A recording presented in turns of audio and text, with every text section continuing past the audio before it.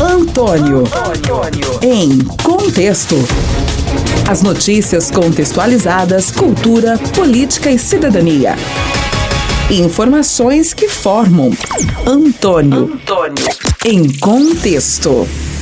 Você que está aí ligado, acompanhando a gente no dia a dia, aqui na Câmara Municipal, nesta segunda-feira, acontece uma audiência pública que pretende promover as práticas de enfrentamento ao racismo contra a identidade negra e indígena na região. Bom, e aqui a gente conversa com a Andresa, que esteve agora há pouco fazendo a exposição aí sobre o pensamento, sobre o que se discute aqui, que é a questão do enfrentamento ao racismo contra a pessoa negra e também contra a pessoa indígena. Enfim, racismo no contexto geral. Andresa, né? O que é mais preocupante a gente perceber que essa luta, por mais que a gente acompanhe as diversas audiências, os diversos estudos, ainda tem uma sensação de prevalecer esses atos contínuos de preconceito? Assim, o preconceito, nesse século que nós vivemos, ele acontece de forma velada. Ele não está explícito. Então, por isso que muitas vezes as pessoas não dão a devida importância para ele. Porque na época da escravidão você via, né? Negros sendo chicoteados, negros tendo suas mãos amputadas. Mas hoje em dia não. Hoje em dia o tratamento é diferente. Como eu disse, é velado. Eles tratam na sua subjetividade. Eu citei ali dentro o exemplo de um torcedor que agrediu com palavras um segurança, né, numa arquibancada, né, do jogo de futebol. E o racismo hoje em dia, ele é tratado dessa forma. A pessoa está aqui normal, como se nada estivesse acontecendo, e ela fala, ela é racista, mas para ela aquilo é normal. Para ela não vê problema em ser racista. Ela trata como se aquilo fosse normal, uma coisa corriqueira. E é isso que nós devemos mudar. Eu percebi assim, eu sempre, quando eu coloco as discussões de cunho social, essas e outras, eu sempre coloco que é importante inserir a família como escola primeira, né? Porque muitas coisas que se faz fora é um reflexo do que se tem em casa, né?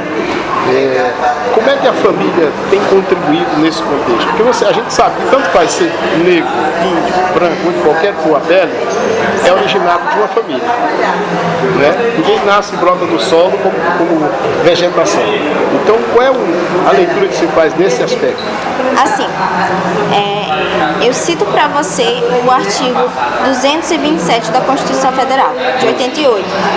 Ele fala que é dever da família, do Estado e da sociedade. Então nós temos três núcleos de combate a isso. Família, sim, porque é o início. Mas quando a família ela não trata isso, eu entro na sociedade. Eu entro nas escolas e depois eu entro como Estado, com política. O problema, ele está na não visibilidade. O problema está no não combate a isso. Porque, como eu disse, como as pessoas tratam de forma normal, o cabelo dela é ruim. O cabelo não é ruim. Agora, eu quis questionar com você essa questão da família como escola primeira, por um simples fato. Eu não sou privilegiado, eu sou de família pobre. Na minha família nós somos descendentes, tem gente de descendência indígena, que era meu pai, minha mãe de descendência negra, por sinal meu irmão mais novo é bem moreno mesmo. Mas eu sempre tive uma coisa desde criança, minha mãe ensinava a gente o seguinte: a pessoa ela é o que é, e não se leva em conta a cor da pele nem o perfil do cabelo. E ela me disse isso numa ocasião que a gente, de família muito pobre, vivendo da lavra na roça, um dia, no fim de semana, nós fomos para a igreja e ela pegou uma camisa que eu tinha, criança, de 7, 8 anos mais ou menos, camisa bem velhinha, mas bem limpinha. E aí eu falei que a camisa estava velha. Aí ela olhou para mim e disse essas duas coisas e disse que a pessoa não é o se mede a pessoa pelo que veste. Então, assim, essa explicação da minha mãe, que era analfabeta, de pai e mãe, como se diz, só aprendeu a ler quando lia a Bíblia, ela ficou aqui. E as influências externas que eu vivi não mudaram essa concepção. Por isso que eu questiono que a família é a primeira escola. O problema da sociedade, eu queria que você olhasse o seguinte: quando a gente diz a sociedade, como é que se vai acertar qual é a sociedade? Que sociedade a gente está falando? A sociedade é o meio que você está inserido. Sim. Por exemplo, escolas, por exemplo, quando eu estou em um shopping, ali eu estou em uma sociedade. Sim, mas por que eu estou questionando isso? Porque quando eu digo que o problema é do todo, ele acaba sendo de ninguém a responsabilidade. Você não tem um foco para acertar. Você tem uma sociedade. A escola é uma sociedade enquanto exercício de escola, né? É um convívio social. Ali desmistifica essas tendências. Você tem um exemplo aqui na sua fala, colocando que você coloca uma criança para fazer um desenho e a pessoa pergunta: que cor eu vou pintar? Sim. É a cor da pele, mas de pele de quem? Da criança que está pintando, porque se for da cor dela, tem uma certa coerência. Se não for, aí foge da coerência. Porque se eu for pintar um desenho com a cor da sua pele, não vai ser a cor da minha pele. Exato. Como também não vai ser a cor da pele do cidadão. Como é que se desenha isso aí na cabeça da criança? Qual é o cuidado que tem que ter? Como eu falei, né? É do início que se deve trabalhar essas questões. A cabeça da criança, ela tem que entender que ela é igual às outras crianças, claro, que dentro das suas individualidades. Isso. Igual dentro das suas individualidades. Ela tem que entender que todas elas devem se respeitar e se amar, né? Na criança começa, bem no início dos 2 anos, 3 anos, começa a crescer aquele egoísmo, né? Que, por exemplo, ela não empresta um brinquedo, ela tá muito, ela no centro. Então, a partir daí, que aí entra a família, que deve ser trabalhado desde esse início. Ela deve aprender que ela tem que aprender a dividir, ela deve aprender que o diferente dela não é porque é diferente que ela tem que se isolar, que sair de perto, que ela tem que ficar perto, porque ela tem que ser amigos de todos. Então, a família, como você falou no início, realmente é a primeira escola, é onde nós aprendemos. Então, o papel da família, ele é fundamental. A família é de fundamental importância. Só que nem toda família, ela tem essa visão. Eu que sou pobre, você que falou que é pobre também, nós tivemos essa visão já da infância. Mas e aquele filho do rico que não teve essa visão? Aí o problema já é outro. Aí que nós entramos com políticas, para que se garanta também o direito, para que eles cumpram também esse direito do respeito. A primeira coisa que se vê é que, infelizmente, essa casa não leva como prioridade a questão do racismo, não leva a questão da educação como realmente deveria fazer.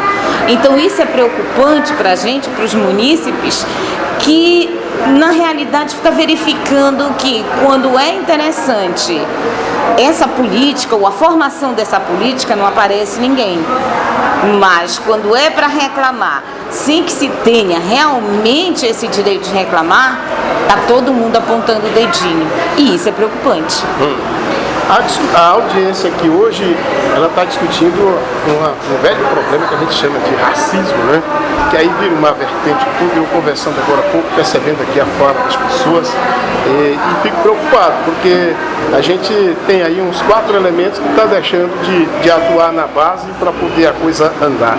O que é que está acontecendo que a gente não conseguiu dar uma avançada boa nesse sentido?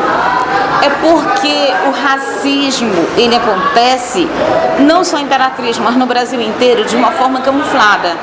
E as pessoas acham que a escravidão acabou, mas ela não acabou, ela está presente. Quando a gente coloca aqui agora, a gente acaba verificando que os subempregos são de negros, são de índios são chamados de preguiçosos, quando na realidade nem se conhece os primeiros habitantes do Brasil.